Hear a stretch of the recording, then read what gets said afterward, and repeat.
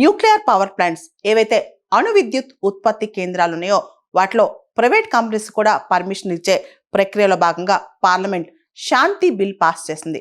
శాంతి అంటే sustainable harnessing and advancement of nuclear energy for transforming India bill అన్నమాట. లోక్సభ, రాజ్యసభ రెండు సభలు కూడా ఈ బిల్ పాస్ చేశాయి.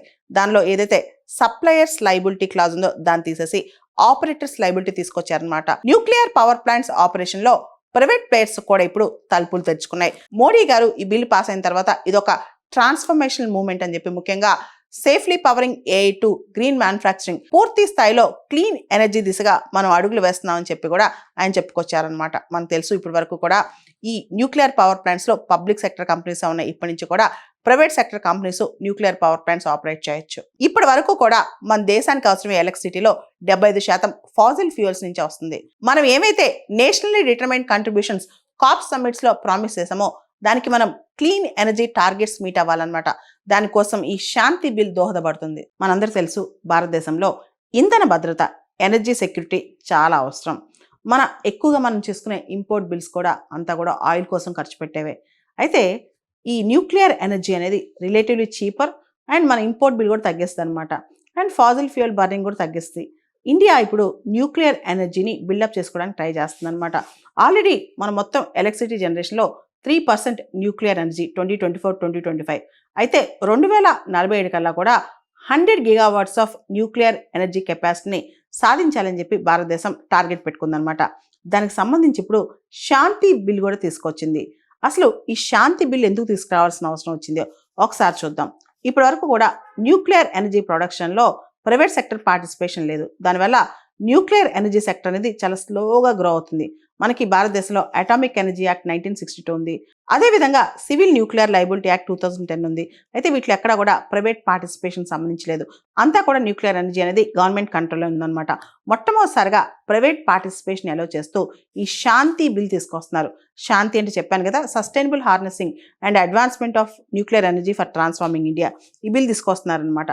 దీంతో పాటు అంటే ప్రైవేట్ పార్టిసిపేషన్ తో పాటు small modular nuclear reactor constructions కూడా, అంటే ఇప్పుడు వరకు కూడా మనం పెద్ద పెద్ద న్యూక్లియర్ పవర్ ప్లాంట్స్ మీద ఫోకస్ చేసాం. ఈ స్మాల్ మాడ్యులర్ రియాక్టర్స్ అంటే ఈజీ టు ఆపరేట్ అనమాట. చాలా తేలిగ్గా వీటిని ఆపరేట్ చేయొచ్చు అండ్ కంపేరిటివ్గా తక్కువ ఖర్చుతో ఆపరేట్ చేయొచ్చు అనమాట. ఇవన్నీ ఎందుకు చేస్తున్నాం అంటే 2047 కల్లా 100 GW ఆఫ్ న్యూక్లియర్ ఎనర్జీ అనేది, న్యూక్లియర్ ఎనర్జీ కెపాసిటీ అనేది మనం టార్గెట్ పెట్టుకున్నాం. అయితే న్యూక్లియర్ పవర్ ప్లాంట్స్ వీటికి సంబంధించి ప్రైవేట్ సెక్టర్ పార్టిసిపేషన్ అనేది అప్ టు 49%. అది కూడా ప్రైవేట్ సెక్టర్ పార్టిసిపేషన్ ఏదైతే ఉందో అదంతా కూడా కోర్లో కాదు, అంటే కోర్ రియాక్టర్ బిల్డింగ్లో కాదనమాట. ఏదైతే సెన్సిటివ్ ఫ్యూయల్ సైకిల్స్ ఉంటాయో ఇవన్నీ కూడా స్టేట్ కంట్రోల్లో ఉంటాయి. ఏదైతే డెలివరీ పార్ట్ కానీ, స్పేర్ పార్ట్స్ కానీ, మిగతా సప్లై చైన్స్లో అప్పుడే ప్రైవేట్ పార్టిసిపేషన్ ఇస్తారు.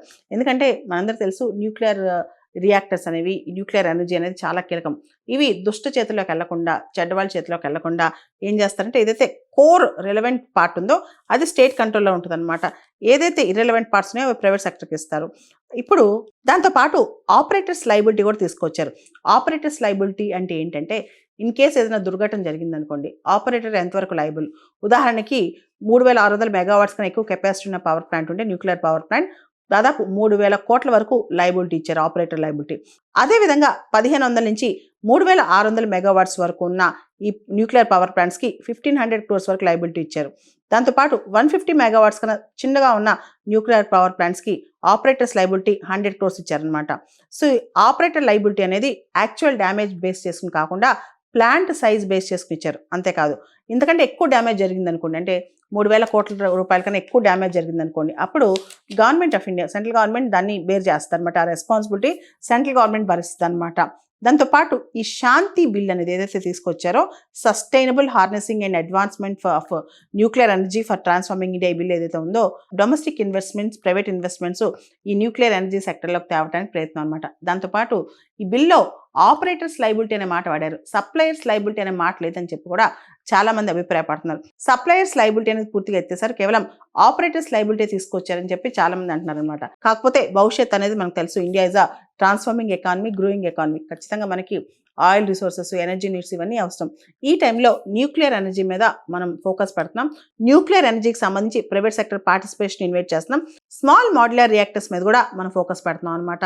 ఓవరాల్గా ఈ శాంతి బిల్ అనేది భారతదేశం యొక్క న్యూక్లియర్ పవర్ ప్లాంట్స్ కావచ్చు, న్యూక్లియర్ ఎనర్జీ, దీన్ని పూర్తిగా ట్రాన్స్ఫార్మ్ చేసి ప్రైవేట్ సెక్టర్ పార్టిసిపేషన్ కూడా అలౌ చేస్తుంది. అసలు ఈ బిల్లుకి శాంతి అని పేరు ఎందుకు పెట్టారు, శాంతి అనే అక్రోనిం ఎందుకు తీసుకొచ్చారు? మనందరూ తెలుసు, న్యూక్లియర్ ఎనర్జీ అనేది శాంతియుతంగా అంటే పీస్ఫుల్ పర్పసెస్కి వాడాలి, వినాశనానికి వాడకూడదు, డెస్ట్రాయ్ చేయడానికి వాడకూడదని సూచిస్తూ తెలివిగా దీనికి శాంతి అని పేరు పెట్టారని మనకు అర్థమవుతోంది.